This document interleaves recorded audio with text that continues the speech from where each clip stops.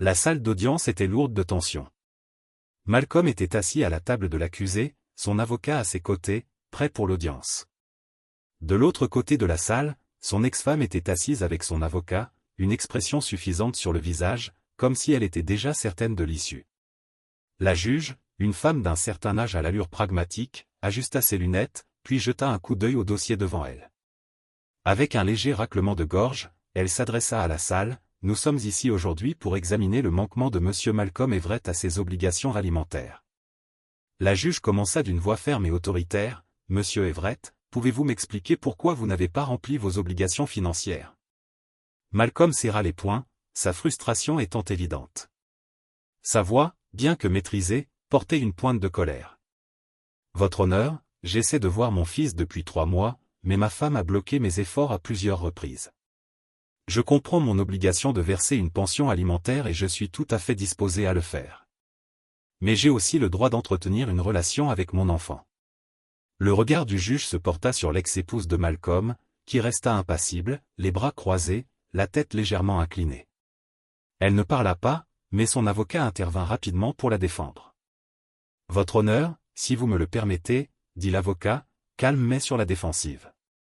Conformément à l'ordonnance du tribunal, les droits de visite de M. Everett se limitent à des visites surveillées. Mon client ne lui a pas refusé ce droit.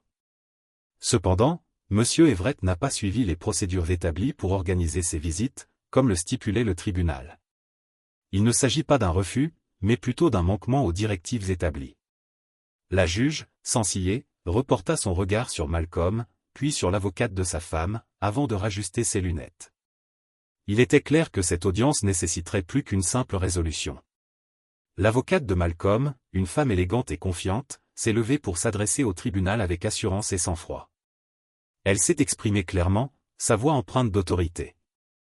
Votre honneur, mon client a tenté à plusieurs reprises de contacter Madame Everett afin d'organiser les visites surveillées imposées par le tribunal à son fils.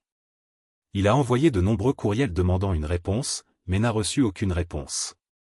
La juge, les yeux légèrement plissés, a levé les yeux avec un air sceptique. Des courriels que vous dites. Pourquoi ne pas simplement l'appeler? Imperturbable, l'avocate de Malcolm a répondu calmement, anticipant l'inquiétude du juge. Votre honneur, nous avions anticipé cette question. Pour étayer les affirmations de mon client, j'ai fourni les relevés d'appel de son opérateur téléphonique. Elle a remis une pile de documents à l'huissier, qui les a consciencieusement remis au juge. Comme vous pouvez le constater, mon client a appelé Madame Everett à plusieurs reprises, mais elle a refusé de répondre. La juge a parcouru le document rapidement, son expression se durcissant à mesure qu'elle assimilait l'information. Après un moment de silence, elle tourna son regard vers Madame Everett, d'un ton plus direct. Madame Everett, pouvez-vous expliquer pourquoi vous n'avez pas répondu à ces appels? Avant que Madame Everett ne puisse répondre, son avocat intervint promptement, se tenant sur la défensive. Votre honneur, ma cliente a parfaitement le droit de refuser toute communication si elle se sent menacée ou en danger. Monsieur Everett a un historique avéré de. L'avocat de Malcolm la coupa aussitôt, ferme et inébranlable. Votre honneur, avec tout le respect que je vous dois, mon client a respecté la loi à la lettre. Il n'a pas contacté directement Madame Everett, car elle a obtenu une ordonnance restrictive contre lui. Il a tenté tous les autres moyens de communication raisonnables, mais elle a choisi de les ignorer. La juge marqua une pause, son regard perçant passant de l'un à l'autre.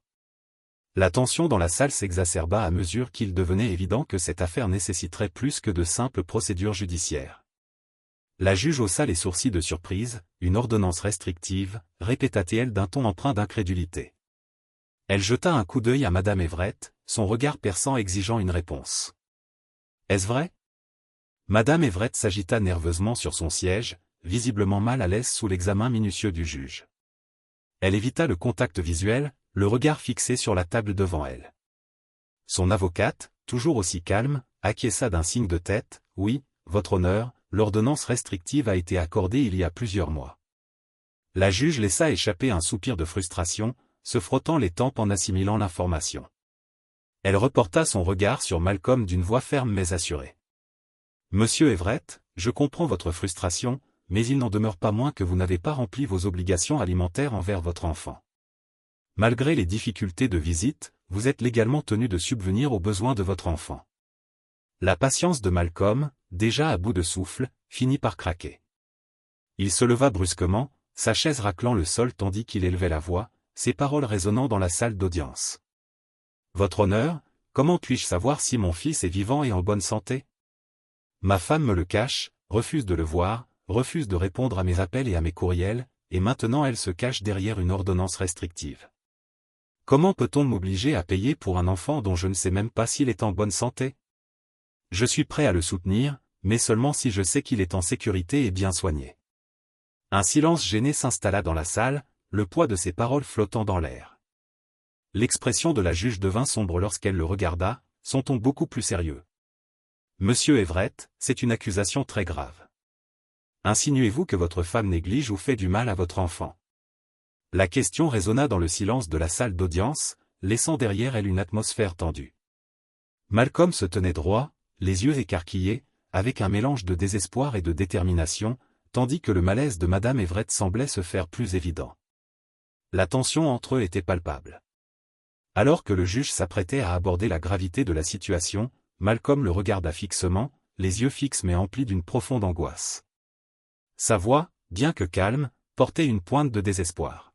« Votre honneur, je ne porte aucune accusation. Je demande simplement la preuve que mon fils est sain et sauf. C'est tout ce que je demande. » Avant que le juge ne puisse répondre, l'avocat de Malcolm, flairant une occasion, se leva et s'adressa au tribunal. « Votre honneur, compte tenu de ces graves préoccupations, nous demandons respectueusement à Madame Everett de faire comparaître l'enfant devant le tribunal afin que son bien-être soit vérifié. En attendant, mon client refuse de verser une quelconque pension alimentaire. Si nécessaire, nous sommes prêts à contester cette décision devant une juridiction supérieure. » Les lèvres de la juge se pincèrent en une ligne serrée et indéchiffrable tandis qu'elle examinait la demande. Son regard se porta sur Madame Everett, qui semblait de plus en plus mal à l'aise sous le poids de la situation. La voix de la juge brisa le silence avec autorité. « Madame Everett, vous amènerez l'enfant devant ce tribunal la semaine prochaine. À ce moment-là, vous pourrez percevoir la pension alimentaire en souffrance. Si vous ne vous conformez pas à cette exigence, sachez que de nouvelles poursuites judiciaires seront engagées. » L'avocat de Madame Everett, visiblement mal à l'aise, hocha la tête à contre-cœur. « Compris, dit-il, d'un ton moins convaincu. Malcolm, conscient du poids du moment mais aussi de ses engagements antérieurs, leva légèrement la main pour attirer à nouveau l'attention du juge. « Votre honneur, j'ai une obligation. Je dois partir pour le Qatar la semaine prochaine pour un voyage d'affaires. Serait-il possible de reporter cette audience au mois prochain? » La juge réfléchit un instant à sa demande, les yeux plissés par l'évaluation de la situation. Après une brève pause, elle hocha la tête, son expression s'adoucissant légèrement. « Très bien, monsieur Everett.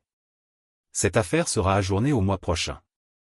Assurez-vous d'être disponible à ce moment-là. » Sur ce, elle baissa le marteau, marquant la fin de la procédure pour la journée.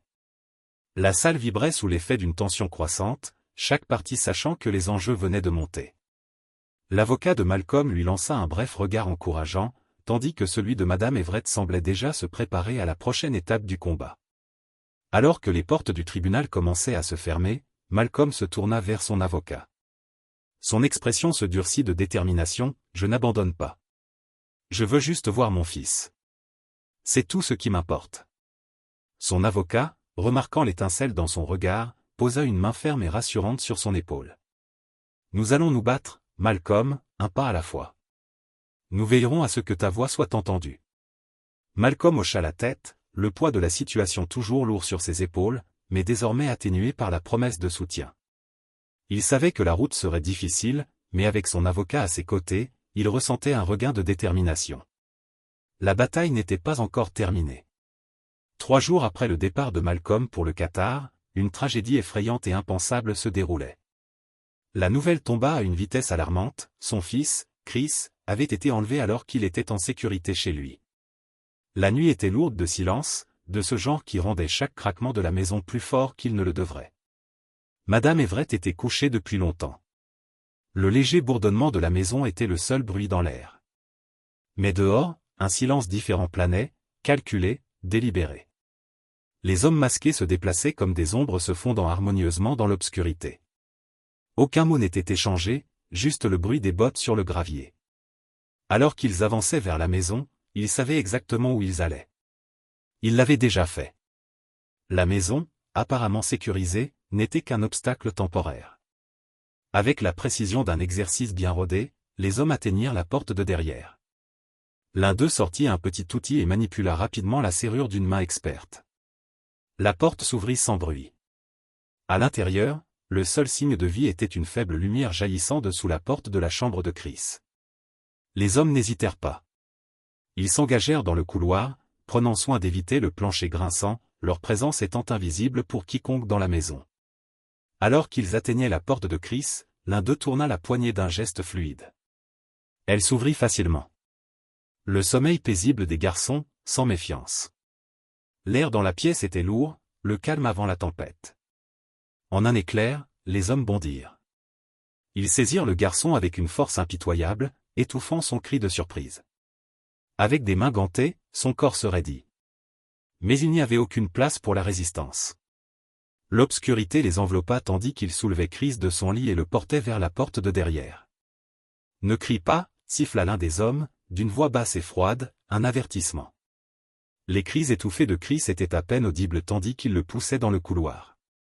La camionnette attendait déjà dehors, le moteur tournant lentement et régulièrement, prête à s'enfuir rapidement. Les hommes traversèrent la cour en courant, leurs pas rapides et coordonnés, le garçon se débattant encore faiblement dans leurs bras. Sans un mot, ils le jetèrent à l'arrière de la camionnette, claquant la porte derrière lui. Le moteur rugit, les pneus crissant sur le trottoir tandis que le véhicule filait dans la nuit, disparaissant dans les rues sombres. Le seul signe de leur passage était l'écho du moteur de la camionnette qui s'estompait au loin et le silence glacial qui pesait lourd sur l'air. À l'intérieur de la maison, tout était calme. Les cris s'étaient estompés. Les lumières étaient toujours allumées dans le couloir, mais elles n'étaient pas censées réconforter qui que ce soit. Au matin, Megan chercha son fils dans la maison, mais ne le trouva jamais. Elle chercha à nouveau, mais en vain. Elle craignit le pire et décida finalement d'appeler les secours. La lumière du matin effleurait à peine le bord des rideaux tandis que Madame Megan Everett était assise, tremblante, au bord du canapé. Ses mains tremblaient tandis qu'elle serrait son téléphone, tenant toujours l'écran avec incrédulité tandis qu'elle parcourait d'innombrables messages de ses amis et de sa famille. Mais cela n'avait plus d'importance. Plus rien n'avait d'importance. Son fils était parti et il n'y avait pas eu de demande de rançon, pas de mots, pas d'explication, juste un trou dans son cœur qui se creusait à chaque minute qui passait. Des larmes brouillaient sa vue tandis qu'elle appelait la police. Sa voix se brisait lorsqu'elle parlait au centraliste. Ici Madame Megan Everett. Elle sanglotait, à peine capable de reprendre son souffle. Mon fils, il a été kidnappé. J'ai besoin d'aide. La voix du centraliste, calme et rassurante, résonna au téléphone. Madame, je comprends. Où est votre fils? Pouvez-vous me dire ce qui s'est passé? Megan s'essuya les yeux, essayant de se calmer. Il a été enlevé la nuit dernière. Je ne sais pas comment. Il n'y a eu aucun avertissement, pas d'appel de rançon. Ils n'ont rien laissé, rien. Mais je sais qui a fait ça. Sa voix tremblait de panique. C'est mon ex-mari, Malcolm. C'est lui. Qui l'a enlevé? Le ton du centraliste s'adoucit mais resta professionnel. Madame, j'ai besoin que vous restiez calme. Vous avez dit n'avoir reçu aucune demande de rançon ni aucun contact des ravisseurs. Non, répondit Megan rapidement, sa voix devenant plus désespérée, pas d'appel, pas de mots, rien, juste parti. Mais c'est lui. Je sais que c'est lui. Il essaie d'enlever Chris depuis des mois. Nous sommes au tribunal depuis des semaines pour la garde et maintenant il l'a enlevé. La voix de la répartitrice devint plus posée, le professionnalisme tranchant son hystérie. Bon, j'ai besoin que vous confirmiez quelques détails, Madame Everett. Votre ex-mari a-t-il eu des contacts récents avec votre fils ou vous-même? Megan marqua une pause un instant, essayant de se souvenir. Oui, nous avons eu une audience au tribunal. Il était censé avoir des visites surveillées, mais c'était le chaos. Il a agi de manière irrationnelle. Il a déjà menacé d'enlever Chris, mais je n'aurais jamais pensé qu'il irait aussi loin. La répartitrice a mis un moment à digérer l'information. Je comprends, Madame Everett. Je vais immédiatement envoyer des agents sur place.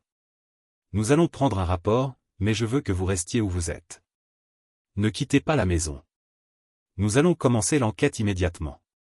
Si votre ex-mari est impliqué, nous traiterons cela comme un enlèvement, mais nous avons besoin de preuves pour continuer. Le cœur de Meghan s'emballa, la terreur la consumant. S'il vous plaît, vous devez faire quelque chose. C'est mon fils. Il est tout ce qu'il me reste. Je ne peux pas le perdre. Je vais chercher de l'aide, madame. Le centraliste dit, restez avec moi. J'envoie quelqu'un immédiatement. La ligne resta silencieuse un instant. Puis le centraliste reprit la communication. Nous avons contacté la police locale. Ils seront sur place sous peu. Je comprends que c'est extrêmement difficile, mais essayez de rester calme. Nous allons faire tout notre possible. Les minutes s'écoulèrent tandis que Meghan attendait, incapable de calmer la panique qui la rongeait. Il ne fallut pas longtemps avant que les policiers n'arrivent à son domicile.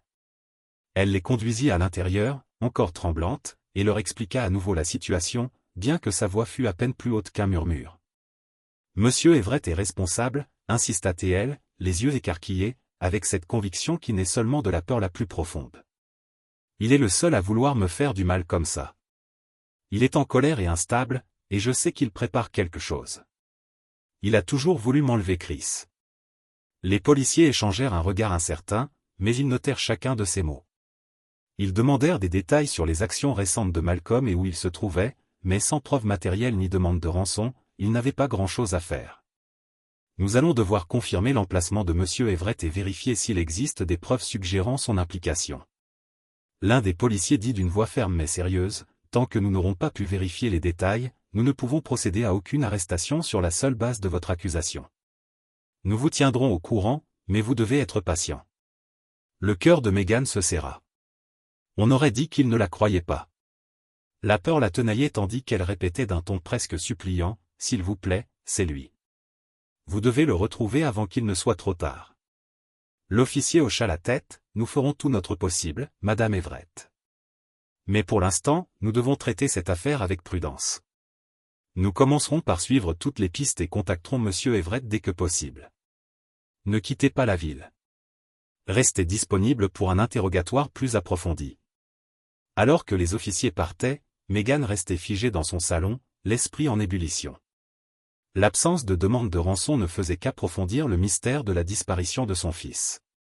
Mais une chose était claire, si Malcolm était derrière tout ça, il n'y aurait pas de paix tant qu'il ne serait pas retrouvé et que la vérité ne serait pas révélée. Le vol de retour de Malcolm aux États-Unis avait été long et éprouvant, le voyage de 14 heures depuis le Qatar s'éternisant.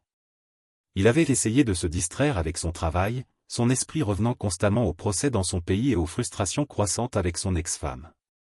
Mais maintenant, alors que l'avion atterrissait sur le sol américain, un lourd sentiment de malaise s'installa dans sa poitrine. Dès que les roues de l'avion touchèrent le tarmac, son téléphone vibra avec quelques appels manqués, aucun de son avocat ou de ses proches.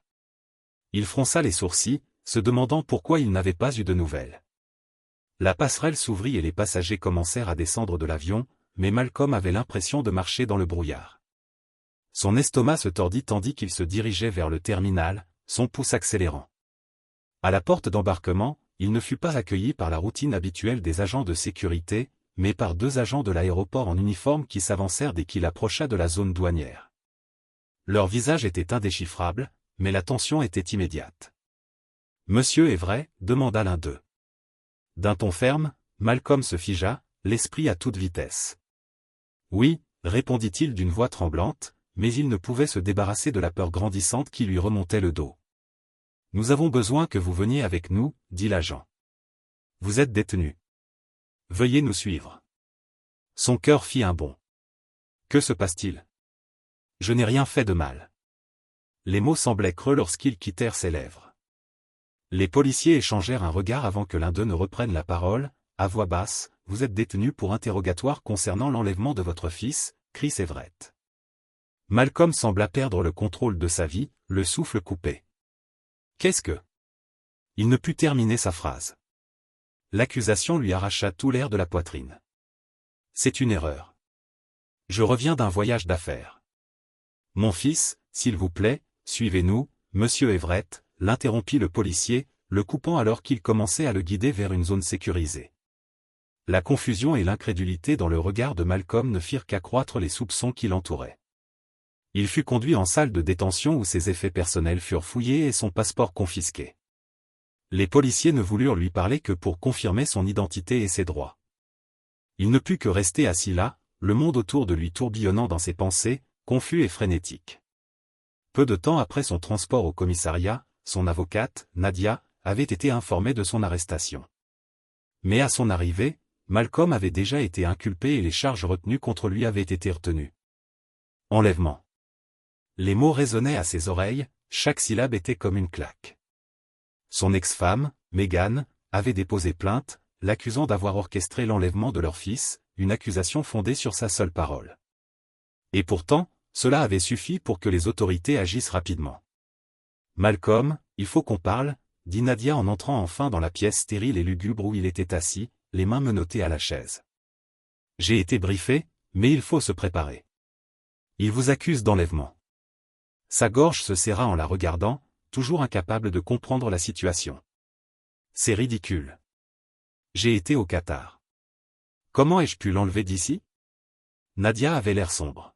« Ils n'ont aucune preuve, mais votre femme est catégorique. Elle t'accuse. Et là, c'est suffisant pour qu'il continue à porter plainte. » Ces mots lui firent l'effet d'un coup de poing dans le ventre. « Je n'ai pas fait ça, » répéta-t-il d'une voix rauque. « Je veux juste voir mon fils. Je ne comprends pas pourquoi elle fait ça. » Nadia soupira en s'asseyant à côté de lui. « On trouvera une solution, mais pour l'instant, il faut te calmer. Ils te mettront bientôt en accusation. » Malcolm se renversa dans son siège, le poids des accusations pesant sur ses épaules. Il savait qu'une fois l'affaire portée devant le tribunal, toute sa vie serait mise à nu. Son ex-femme l'avait dépeint comme le méchant et maintenant, tout le monde semblait prêt à y croire. Sans demande de rançon, sans preuve et sans explication solide, toute la situation ressemblait à un cauchemar dont il ne pouvait se réveiller.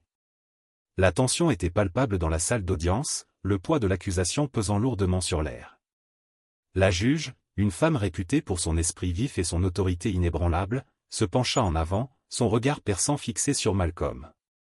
Son regard était froid, calculateur, comme si elle pesait déjà la vérité entre les lignes de ses mots. « Monsieur Everett, dit-elle d'une voix rauque, vous êtes accusé d'avoir kidnappé votre propre fils. Dites-moi où est-il » Malcolm, enchaîné au poignet mais se tenant droit, soutint son regard sans hésitation.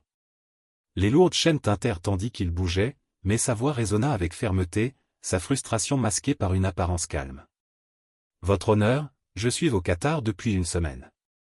Comme je l'ai clairement indiqué à ce tribunal avant mon départ, si j'avais emmené mon fils, pourquoi retournerais-je volontairement aux États-Unis en sachant que je serais arrêté?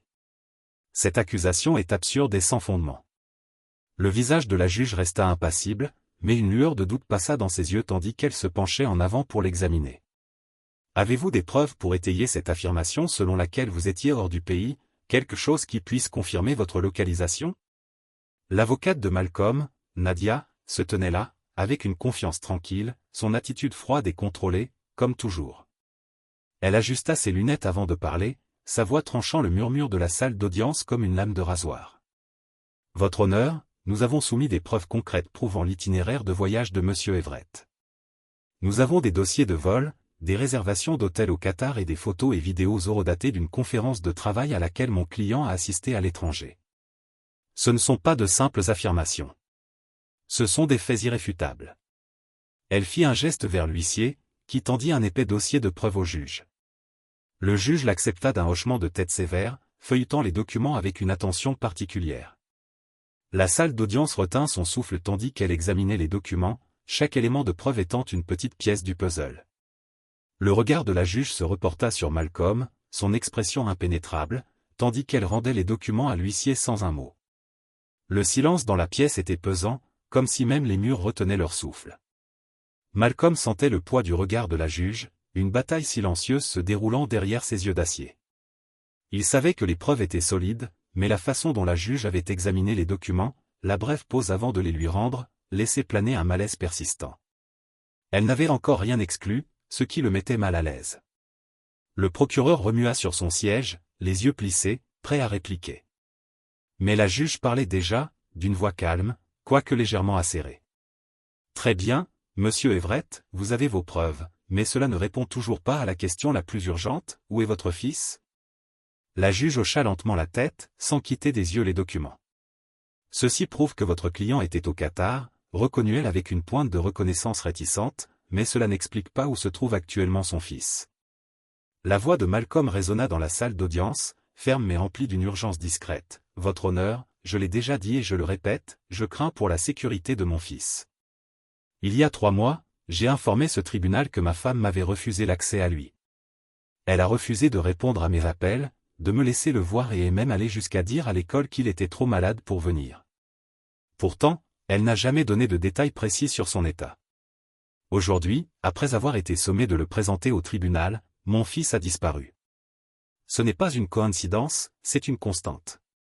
Les yeux de la juge se plissèrent, son regard perçant se tournant vers l'épouse de Malcolm, dont elle était séparée, assise au premier rang. Son avocat, l'air indéchiffrable, se leva aussitôt, rompant le silence tendu qui suivit. Votre honneur, ma cliente a informé l'école que son fils était malade. Elle protégeait simplement sa vie privée, comme le ferait tout parent inquiet. L'avocate de Malcolm, Nadia, s'est levée pour riposter vivement, d'une voix sèche et inflexible.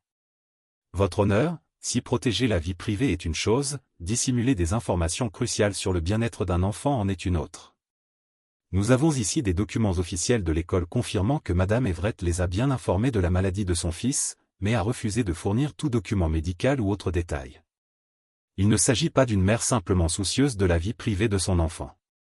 Il s'agit d'une personne qui cache délibérément la vérité. Un murmure parcourut la salle d'audience tandis que la juge assimilait la nouvelle information. Elle se tourna vers Madame Everett d'une voix froide et posée. Madame Everett, pouvez-vous expliquer pourquoi vous n'avez fourni aucun détail ni document médical à l'école, ou pourquoi vous avez caché l'état de santé de votre fils à son père et aux autorités? Madame Everett s'agita, mal à l'aise, son regard se tournant brièvement vers son avocat pour lui demander conseil. Le silence retomba tandis que son avocat se levait de nouveau, prêt à répondre.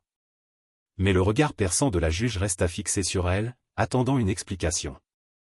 Malcolm sentit sa poitrine se serrer tandis que la salle d'audience retenait son souffle. C'était sa chance, celle qu'il attendait. Les preuves s'accumulaient contre son ex-femme et les questions commençaient à s'accumuler. Que cachait-elle? Où était Chris? Madame Everett? La voix de la juge résonna avec une autorité froide, son regard perçant fixé sur la femme assise au fond de la salle. Cela soulève de sérieuses questions sur vos actions. Pourquoi n'avez-vous pas fourni la preuve de la maladie de votre fils? Pourquoi n'a-t-il pas été conduit au tribunal comme ordonné? Ces paroles portaient le poids d'une accusation indéniable. Madame Everett s'agita, mal à l'aise, les mains jointes sur ses genoux. Elle évita tout contact visuel avec la juge, son regard, nerveux, se portant vers son avocate, qui se pencha et lui murmura quelque chose d'inaudible à l'oreille. Le visage de l'avocate restait indéchiffrable, mais la tension dans la salle était palpable. L'avocate de Malcolm, Nadia, saisit l'occasion, sa voix tranchant avec précision le silence qui s'installait. Votre honneur, nous sommes convaincus que le refus de Madame Everett de présenter l'enfant et son obstruction persistante aux tentatives de mon client de voir son fils sont directement liés à cette disparition. Ce comportement est indéniable. Si quelqu'un doit être scruté ici, c'est bien elle, Malcolm. Sa voix, teintée d'émotions vives, se redressa, ses chaînes cliquetant à chaque mot. Votre honneur, depuis le début, on me présente comme le méchant, mais tout ce que j'ai toujours voulu, c'est voir mon fils, savoir qu'il est sain et sauf. J'ai imploré l'aide du tribunal, craignant qu'une telle chose ne se produise. Et maintenant, ma pire crainte s'est réalisée. Sa voix tremblait sous le poids de ses mots, le désespoir se lisait dans son regard. La juge, impassible face à son émotion, se renversa dans son fauteuil. Ses mains se joignirent, considérant la gravité de la situation. La salle d'audience était encore imprégnée d'une anxiété pesante. Tandis qu'elle consacrait ses journées à Madame Everett et à son avocate, Madame Everett, la juge reprit d'un ton ferme et inflexible. J'ordonne une enquête immédiate et approfondie sur vos actes et les circonstances de la disparition de votre fils. Vous coopérerez pleinement avec les forces de l'ordre et ce tribunal. En cas de manquement, soyez assurés que de lourdes conséquences juridiques s'ensuivront. Ces paroles étaient mesurées, mais leur portée était indéniable. Le regard de la juge était perçant, soutenant celui de Madame Everett, son message clair, les murs se refermaient et il serait impossible d'échapper à la vérité. Malcolm vit son cœur s'emballer tandis que le visage de Madame Everett pâlissait, ses lèvres tremblantes, semblant se contracter sous la pression de l'injonction du juge. La vérité se dévoilait devant elle et il n'y avait plus aucun endroit où se cacher. L'avocate de Malcolm, Nadia, se leva une fois de plus, sa présence inébranlable tandis qu'elle s'adressait au tribunal. Sa voix était calme mais d'une portée indéniable. « Votre honneur, il est crucial de reconnaître que Madame Everett avait la garde exclusive de l'enfant. À ce titre, elle était pleinement responsable de sa sécurité et de son bien-être. Compte tenu de la gravité des circonstances, nous demandons respectueusement au tribunal d'ordonner aux forces de l'ordre d'ouvrir une enquête approfondie sur les agissements de Madame Everett. Compte tenu des incohérences croissantes dans ses déclarations et son comportement, nous devons envisager la possibilité inquiétante que l'enfant soit décédé. » Un tollé s'est emparé de la salle d'audience, un cri de surprise collectif parcourant l'auditoire face aux implications glaçantes des propos de l'avocat. L'avocat de Madame Everett, incapable de contenir son indignation, s'est levé d'un bond. « Votre honneur, ce n'est rien d'autre qu'une accusation sans fondement et hautement incendiaire. Ma cliente a été une mère dévouée et ses affirmations extravagantes ne sont qu'une tentative de détourner le blâme. » La juge, l'expression empreinte d'une autorité froide, a levé la main pour faire taire la salle. Les murmures se sont instantanément estompés et tous les regards se sont tournés vers elle. Sa voix, sèche et impérieuse, a coupé la tension. Assez. Elle a déclaré fermement, la sécurité et le lieu où se trouve cet enfant sont les seules questions importantes ici. Je ne permettrai pas que ce tribunal soit distrait par des accusations sans fondement ou des postures défensives. J'ordonne aux forces de l'ordre d'élargir immédiatement leur enquête. Toutes les parties, elle a regardé ostensiblement les avocats et Madame Everett, doivent coopérer pleinement et sans délai. Toute tentative d'entraver ce processus sera rapidement sanctionnée. Le regard du juge s'est ensuite tourné froidement vers Madame Everett, dont le visage était devenu pâle sous l'effet de la gravité de la situation. Madame Everett, a poursuivi le juge, je vois, si vous n'avez rien à cacher, alors cette enquête lavera votre nom. Cependant, si vous avez caché la vérité, soyez assurés. Ce tribunal poursuivra la justice avec toute la force nécessaire. Aucune pierre ne sera laissée de côté.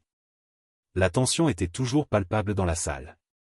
Le cœur de Malcolm battait fort dans sa poitrine alors que tout le poids de l'ordonnance du juge s'imposait. Les mots de son avocat avaient transpercé la défense et l'affaire avait maintenant atteint un tournant critique.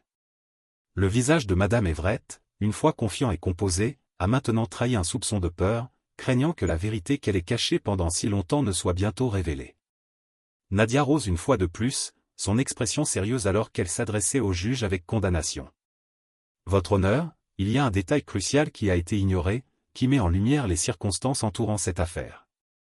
Madame Everett a vécu avec un homme du nom d'Ashton Myers dans la maison conjugale, la maison même où son fils mineur, Chris, était censé être protégé.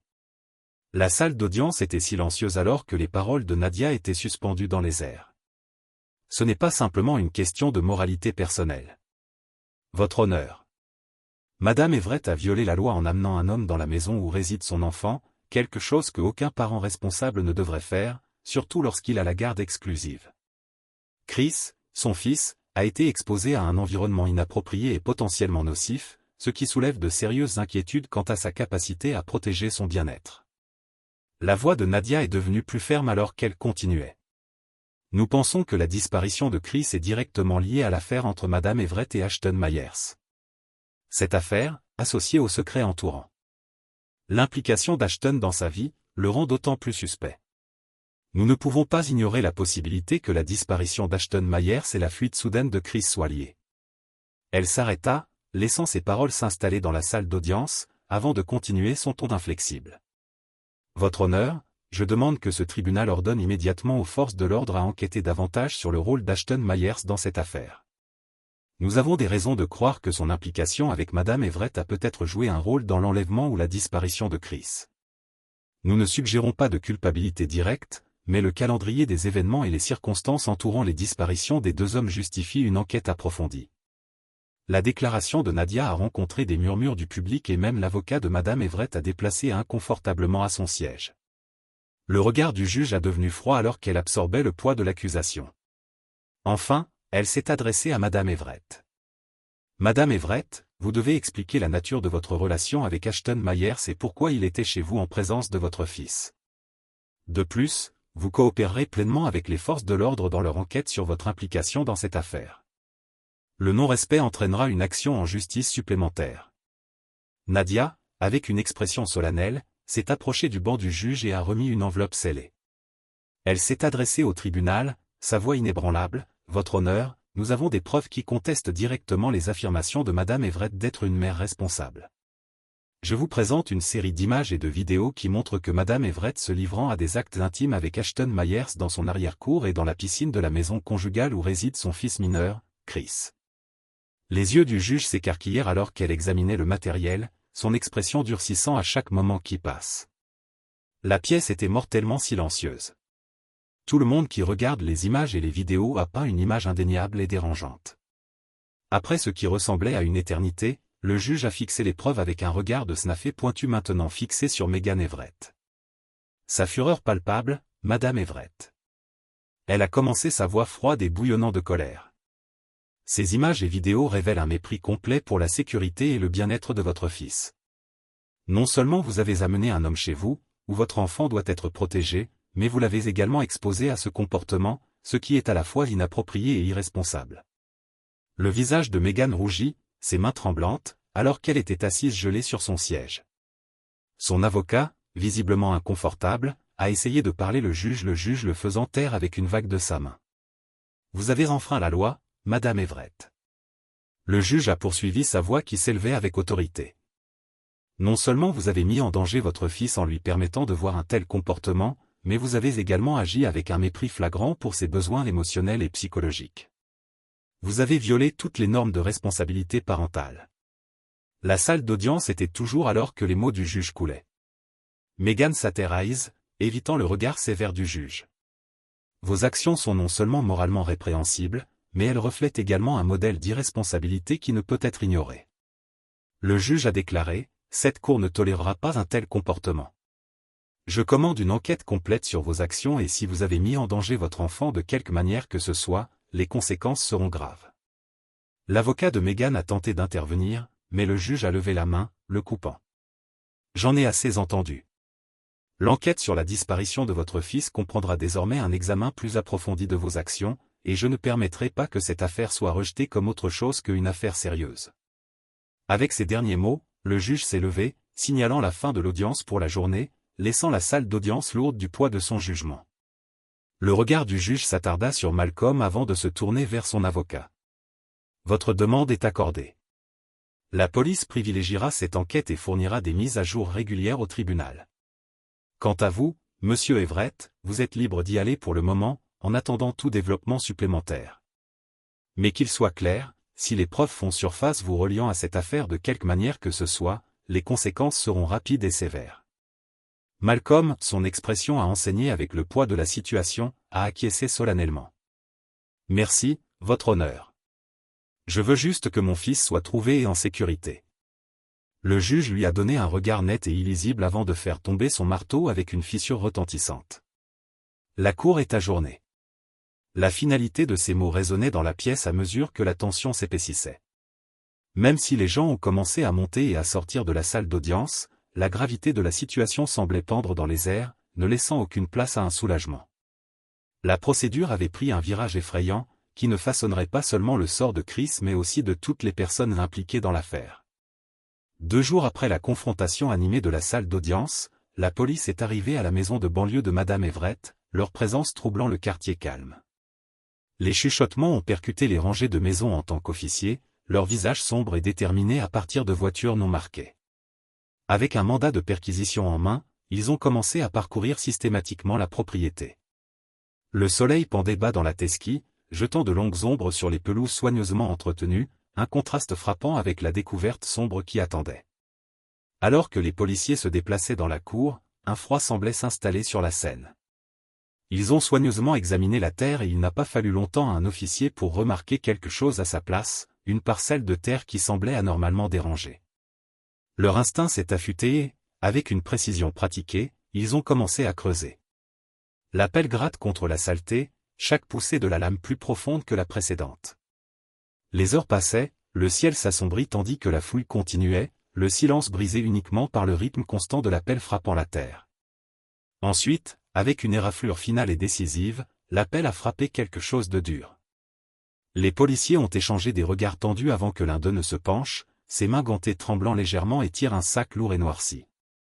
Alors que le sac était soigneusement ouvert, l'odeur a frappé l'air, une odeur piquante et âcre qui faisait même le recul des officiers laids. Plus chevronnés. À l'intérieur, le sac contenait un horrible pile de cendres, noirci et cassant, mélangé à de minuscules fragments d'os carbonisés.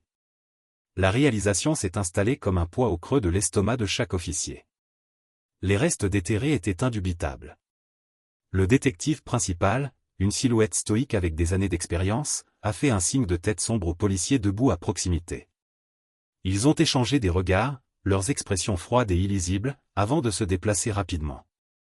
Les cris de déni de Madame Everett ont brisé l'immobilité de l'après-midi.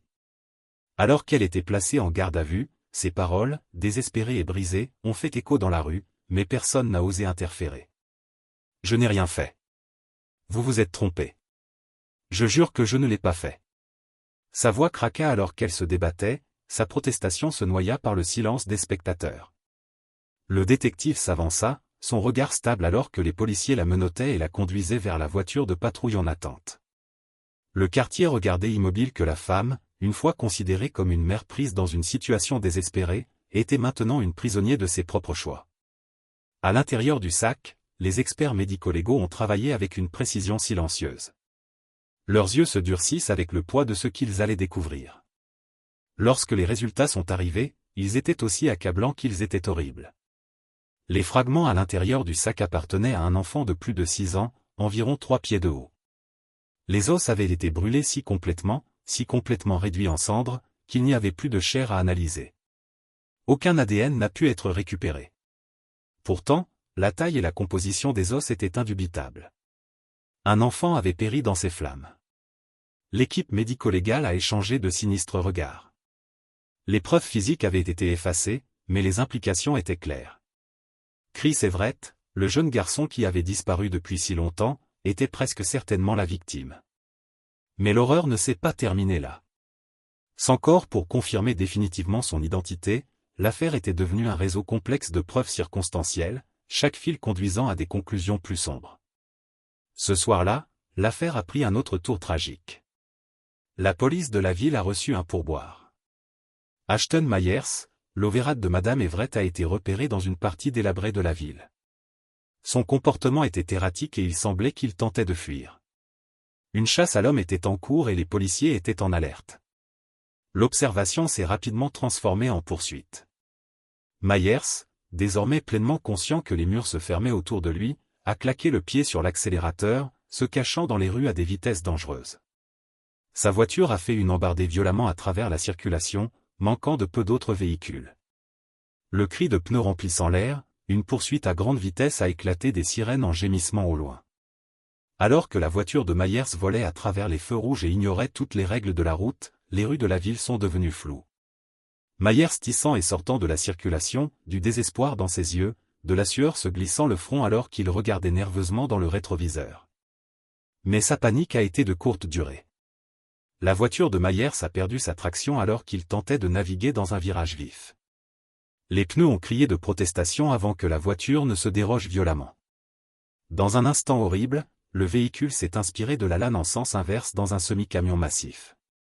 L'accident était assourdissant, le bruit du métal torsadé et du verre brillant résonnant toute la nuit.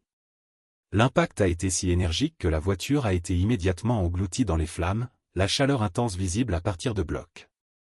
Les intervenants d'urgence sont arrivés en quelques instants, mais il était déjà trop tard. L'incendie avait consommé le véhicule, ne laissant qu'une épave carbonisée. Myers, ainsi que tout espoir de trouver des réponses de sa part, était mort sur l'impact. Les ambulanciers paramédicaux ont confirmé la sombre nouvelle, Ashton Myers avait péri dans un accident. Il n'y aurait pas de confession, aucune explication de ce qui était arrivé à Chris. Le calme étrange qui a suivi était presque insupportable pour la police. L'affaire avait pris une nouvelle tournure plus sombre. L'un des principaux suspects avait été éteint et avec lui, les dernières pièces du puzzle semblaient perdues. Madame Everett, déjà soupçonnée de son rôle dans la disparition de son fils, s'est maintenant retrouvée confrontée à des accusations encore plus sombres alors que l'enquête se poursuivait.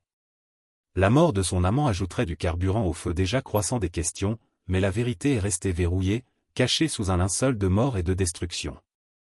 La lumière du matin a filtré à travers les fenêtres de la salle d'audience, jetant de longues ombres sur le sol alors que la foule de journalistes et de spectateurs se rassemblait. La conférence de presse avait été appelée tôt et le détective principal, un homme sinistre dont la lassitude semblait s'installer fortement sur ses épaules, se tenait devant le podium. Il s'éclaircit la gorge, le poids de l'affaire évidente dans sa posture, et a commencé à parler. Après une enquête intensive, le détective a commencé, sa voix basse mais inébranlable.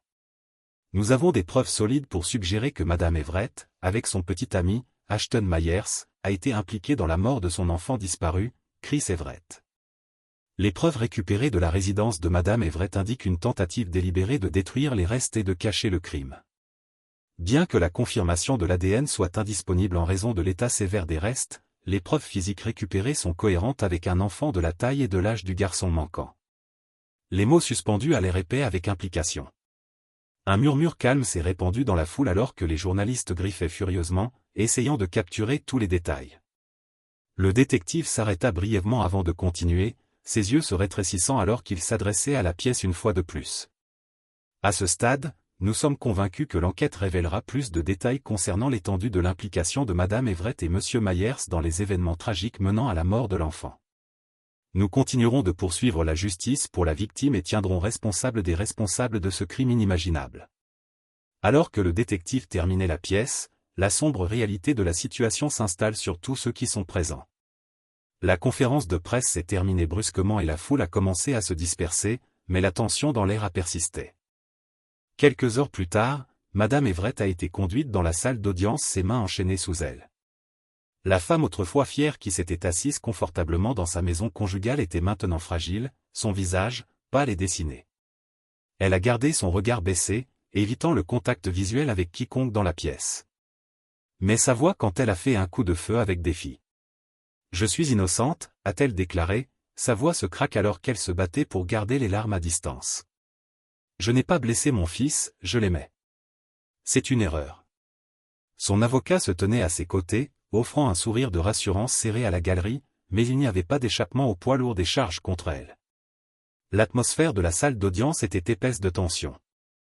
Le juge, un vétéran chevronné avec un comportement froid et calculant, a regardé Madame Everett de près, son expression illisible. Le silence qui a suivi sa déclaration semblait tirer toutes les accusations possibles, chaque doute chuchoté. Le procureur s'est levé prêt à présenter les preuves accablantes, mais tous les yeux sont restés sur Madame Everett, qui essayait toujours de saisir la réalité impossible de ce qui se passait. Sa voix vacilla une fois de plus alors qu'elle s'accrochait à son innocence. « Je jure que je ne l'ai pas fait. Je n'ai rien fait. » Elle a dit que ces mots étaient suspendus dans les airs. « Je n'ai pas tué mon fils », Madame Everett a répété, sa voix tendue et désespérée. « Je ne sais pas comment ces restes sont arrivés là. » Malcolm était assis dans la galerie, son visage drainé de couleur, ses jointures blanches, alors qu'il agrippait le bord du siège en bois. Il n'avait jamais imaginé qu'il serait ici en regardant sa femme éloignée dans une salle d'audience face à des accusations qui pourraient lui priver son fils pour toujours. Son esprit a couru avec les visages des policiers qui lui avaient annoncé la nouvelle, chacun d'eux offrant leurs condoléances comme s'il était celui qui avait tout perdu. Son cœur s'enfonçait plus profondément à chaque minute qui passe. Son avocat se leva, calme mais affirmé, pour présenter les preuves accablantes. « Votre honneur, les restes ont été découverts enterrés dans la cour de Madame Everett parmi les cendres. Les petits fragments d'os et la chronologie qui suit avec la disparition de l'enfant, nous voyons un schéma de culpabilité indubitable. En outre, son refus de se conformer à l'ordonnance du tribunal pour produire son enfant et ses tentatives répétées pour cacher où il se trouvait des soupçons importants. Ces actions ont été délibérées, votre honneur. Les preuves sont claires. » L'avocat de Madame Everett a rapidement tiré sur ses pieds une tentative de protéger son client des accusations de montage. « Votre honneur, mon client nie ces accusations. Elle est encadrée. Il n'y a aucune preuve définitive l'alliant au crime. Les preuves présentées sont purement circonstancielles. » Le juge, inflexible dans sa position, a fixé Madame Everett avec un regard froid et perçant. Madame Everett, a commencé, sa voix franche. Vous êtes accusée du crime le plus odieux qu'un parent puisse commettre. Vous avez trahi la confiance même que vous deviez à votre fils, et pas seulement à travers vos actions, mais par votre incapacité à agir comme son protecteur. Vous étiez sa mère, la seule personne qui aurait dû être son refuge. Au lieu de cela, vous n'avez montré que la tromperie, la manipulation et la négligence. Elle s'arrêta, ses yeux se rétrécissant alors qu'elle s'adressait à toute la salle d'audience. Entre vos mains, vous avez eu une vie d'enfant, une vie que vous aviez censé nourrir et sauvegarder. Au lieu de cela, vous avez choisi d'enterrer la vérité, de détruire la preuve même de l'existence de votre fils. Vous n'avez rien fait pour l'aider, rien pour le protéger, et maintenant vous vous asseyez ici en faisant semblant d'être innocent. Comment une mère pourrait-elle permettre à une telle chose d'arriver à son propre enfant? Les mots ont frappé comme un coup et les lèvres de Madame Everett tremblaient tandis que ses sanglots devenaient plus forts. Elle s'est effondrée sur sa chaise, ses cris résonnant dans la salle d'audience alors que la gravité de ses actions s'installe. Son avocat se tenait impuissant à ses côtés, incapable de la protéger de l'inévitable. La voix du juge retentit à nouveau, coupant le bruit. Alors que l'absence de preuves ADN complique les questions, les preuves circonstancielles sont écrasantes. Vous aviez la garde exclusive de votre fils. Vous étiez responsable de son bien-être et à votre charge, il est mort. La salle d'audience était silencieuse, à l'exception du son des sanglots étouffés de Madame Everett. Le marteau du juge a percuté la finalité. Madame Everett, vous êtes reconnue coupable de meurtre et d'obstruction à la justice. Le tribunal vous condamne à la réclusion à perpétuité sans possibilité de libération conditionnelle. La pièce a éclaté par des halètements et des murmures alors que les sanglots de Madame Everett devenaient incontrôlables. Elle a été traînée de son siège, ses appels pour la miséricorde tombant dans l'oreille d'un sourd. La peine avait été prononcée et il n'y avait plus de retour en arrière maintenant. Malcolm, bien que son cœur se soit brisé pour l'enfant qu'il avait perdu, a trouvé un ruban de soulagement dans la décision. Son fils ne serait jamais oublié et la justice avait été rendue. Mais les dégâts ont été causés et les échos de cette salle d'audience s'attarderaient longtemps après la chute du marteau final. Le même jour que le sort de Madame Everett a été scellé, de Malcolm assis une fois de plus dans la salle d'audience, son corps lourd d'épuisement, son esprit toujours sous le choc du procès. Le poids de la perte de son fils, couplé aux batailles légales qu'il avait endurées, a appuyé sur lui alors qu'il faisait face à un autre chapitre sombre. Cette fois, c'était la question de la pension alimentaire et de la pension alimentaire pour enfants. Son avocat, une femme dont la voix était devenue son encre stable tout au long du chaos, s'est élevée pour s'adresser à la cour avec une détermination silencieuse. « Votre honneur », elle a commencé. Son ton mesuré mais ferme. Compte tenu de la tragédie indéniable qui s'est déroulée et des actions odieuses de Madame Everett, il est clair qu'elle a violé ses responsabilités en tant que parent gardien. Mon client, Monsieur Everett, ne devrait pas être chargé de soutenir quelqu'un qui a causé une douleur irréparable et de souffrir à lui et à son fils. Le juge, ses yeux fatigués mais tranchants, jeta un coup d'œil par-dessus les papiers devant elle. Elle s'arrêta, visiblement affectée par le poids de l'affaire, la tragédie de tout cela, la perte d'un enfant, la trahison d'une modérin dans l'air comme un brouillard épais. Après un long moment de silence, elle s'est adressée à Malcolm, sa voix teintée de la gravité de la décision. À la lumière des circonstances, et après avoir examiné les actions de Madame Everett, cette cour conclut qu'elle a violé ses fonctions de parent. Par conséquent, je révoque par la présente son droit à la pension alimentaire et à la pension alimentaire pour enfants. De plus, Madame Everett est condamnée à quitter la propriété qu'elle occupe au nom de Monsieur Everett. Immédiatement, les mots ont frappé comme un coup de tonnerre, résonnant dans les airs. Malcolm était assis immobile, ses mains plissées étroitement sur ses genoux, essayant de traiter la finalité de tout cela. Le marteau est tombé avec une fissure pointue et il laissa échapper un souffle tremblant, la tension s'écoulant lentement de son corps. 3 mois plus tard, la salle de visite faiblement éclairée était remplie de bourdonnements faibles de conversation, la tintement occasionnel du métal contre le métal. Malcolm était assis à la table du métal froid, sa posture rigide, son visage ne trahissant aucune émotion. À côté de lui, assis son nouvel avocat, une femme aux yeux pointus et un air de confiance inébranlable, son attention fixée sur la porte. Le regard de Malcolm est resté stable, sans faille, alors qu'il attendait l'arrivée de la personne qui avait renversé sa vie. La porte s'ouvrit et Madame Everett a mélangé un uniforme de prison inerte, suspendu librement sur son cadre, son apparence autrefois élégante maintenant réduite à quelque chose de fatigué et vaincu. Elle avait l'air plus âgée, friliée, comme si le poids de ses actions avait écrasé son esprit. Malgré l'épuisement qui s'accrochait à elle, un léger sourire moqueur et presque moqueur apparut sur ses lèvres alors qu'elle se baissait dans la chaise en face de Malcolm. Pendant un long moment, ni l'un ni l'autre ne parlait, le silence entre eux, lourd et suffocant.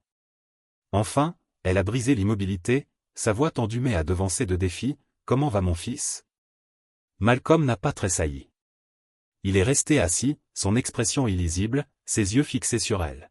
« Il va bien ?» répondit-il uniformément, sa voix calme mais distante. Il apprécie ses cours de football qui joue maintenant avec des enfants de son âge. C'est le plus heureux que je l'ai vu depuis longtemps. Pour la plus brève seconde, un sentiment de quelque chose a croisé son visage, un soulagement peut-être, ou un sentiment éphémère de la perte. Mais il a disparu aussi rapidement qu'il est apparu. Ses lèvres se resserrèrent en une fine ligne et elle se pencha en avant légèrement, ses yeux se rétrécissant. « Pourquoi ne l'avez-vous pas laissé venir voir ?» Mèche a demandé, sa voix s'élevant avec un mélange de frustration et de colère. « Il est aussi mon fils. » Le ton de Malcolm s'est affûté. « Pourquoi ne l'avez-vous pas laissé rejoindre l'école pendant 3 mois ?» Le regard de Madame Everett a chuté un instant, mais elle s'est rapidement rétablie. Il était victime d'intimidation. Oki voulait le protéger. De plus, Ashton vivait avec moi. Ils avaient besoin de temps pour se lier et se connaître.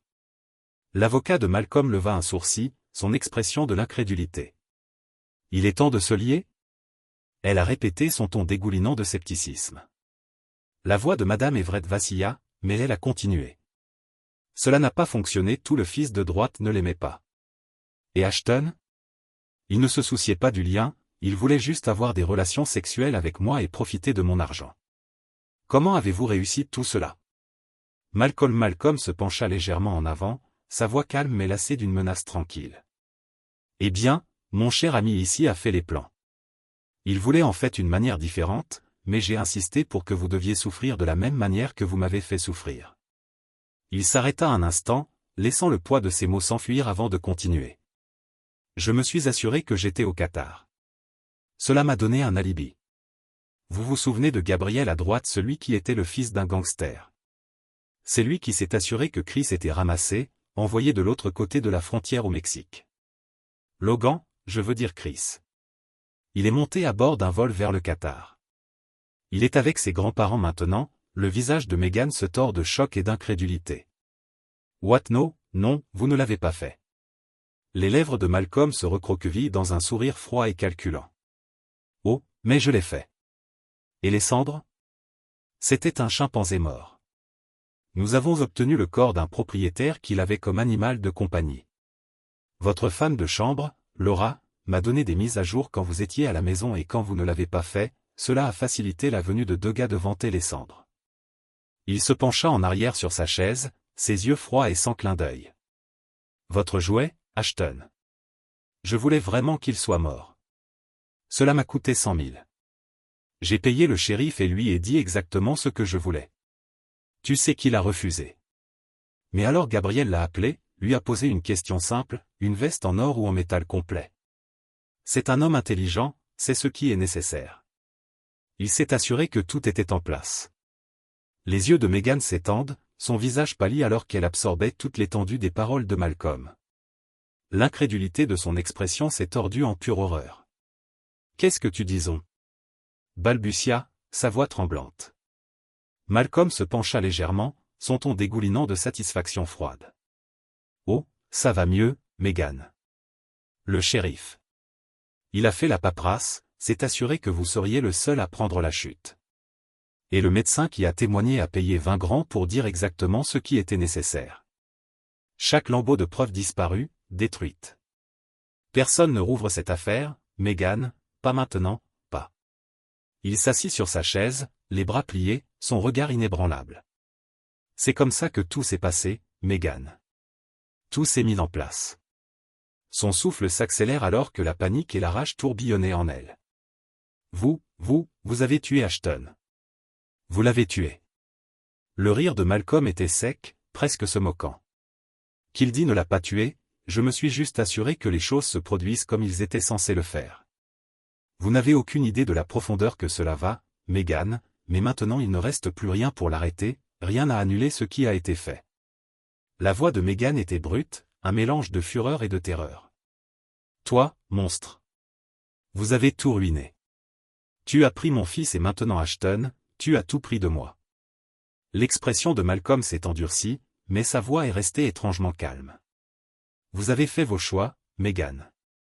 Vous avez joué à votre jeu, mais nous ne voyons que qui est resté debout et, croyez-moi, j'apprécierais de tout regarder s'effondrer pour vous. Sa voix trembla, mais le feu dans ses yeux brûlait plus brillant. Je ne m'arrêterai pas. Je trouverai un moyen de vous faire tomber, Malcolm. Vous n'avez pas gagné, pas encore. Le rire de Malcolm était doux, presque condescendant, alors qu'il se penchait sur sa chaise. Continuez à vous dire que, Meghan, mais le jeu est terminé, vous êtes déjà perdu. Il s'arrêta un instant, ses yeux brillant avec une satisfaction tordue. Oh, et j'ai presque oublié de présenter mon ami ici. Le cœur de Meghan a sauté un battement. Ses yeux se sont éloignés de la silhouette à côté de Malcolm, un homme grand et imposant dont la présence semblait remplir la pièce d'un poids étrange. Elle avala durement, sa voix tremblant, « Oh, et cet avocat ?» L'homme s'est levé, ses mouvements lents et délibérés, et tendit sa main vers elle. Son sourire était froid et il y avait quelque chose de presque prédateur dans la façon dont il la regardait. « Permettez-moi de me présenter. » dit-il, sa voix lisse et confiante. « Je ne suis pas avocat. Je m'appelle Santiago Meza Lopez. Il m'appelle El Pazolero. » Le front de Meghan se fronça de confusion, son esprit luttant pour donner un sens à la situation. El Pazolero, quel genre de blague malade, et le sourire de ce Santiago ne vacillait pas, mais l'obscurité dans ses yeux ne fait que s'approfondir. Tu ne sais pas. Eh bien, laissez-moi vous aider. Il se pencha plus près, sa voix tombant vers un dangereux murmure. Pozole est une soupe mexicaine, du genre à faire avec de la viande. Aimez-vous la soupe? Meghani Saiz ne quitta jamais le sien et le venin dans sa voix était indubitable. Parce que si vous sortez, j'ai un bol en attente d'être rempli. L'estomac de Meghan a tordu de la répulsion, son corps tournant froid. Alors que le poids de ses mots s'enfonçait, elle essaya de stabiliser son souffle, mais son pouls courut. Qu'est-ce que c'est ce que cela a demandé, sa voix tremblante mais provocante. Que voulez-vous de la présence de me? Santiago se profile sur la pièce, ses yeux se verrouillant sur Meghan avec une intensité effrayante. Il s'avança, sa voix coupant la tension comme une lame. Ne pensez même pas à sortir, a-t-il averti, ses paroles lourdes de menaces. Écoutez-moi fort et fort. Si vous voulez continuer à respirer, vous feriez mieux de rester là où vous êtes, ne vous comprenez pas? Le souffle compris dans sa gorge. Alors que son cœur battait dans sa poitrine, elle pouvait sentir le poids de ses mots se presser sur elle, son corps raide de peur. Malcolm, en regardant l'échange avec une satisfaction tordue, a laissé échapper un petit rire. Vous voyez, Meghan, dit-il, sa voix dégoulinait de méchanceté. Vous êtes dans votre tête maintenant. Tout a été mis en place, tout arrangé, et peu importe à quel point vous résistez, rien de tout cela ne changera. Je vous suggère donc d'écouter Santiago ici. Il est un expert dans la gestion des gens comme vous. Les lèvres de Santiago se recroquevillent dans un sourire sombre alors qu'il regardait Malcolm avant de retourner son regard vers Meghan. La lueur dans ses yeux était froide et calculatrice. Je ne vous dérangerai plus, a-t-il dit, sa voix basse et inquiétante, à moins que, bien sûr, de faire le mauvais pas. Alors restez silencieux, restez hors de mon chemin. Avec un petit rire froid, il tourna son talon, ses pas résonnant dans le silence alors qu'il s'éloignait, laissant derrière lui un silence oppressif.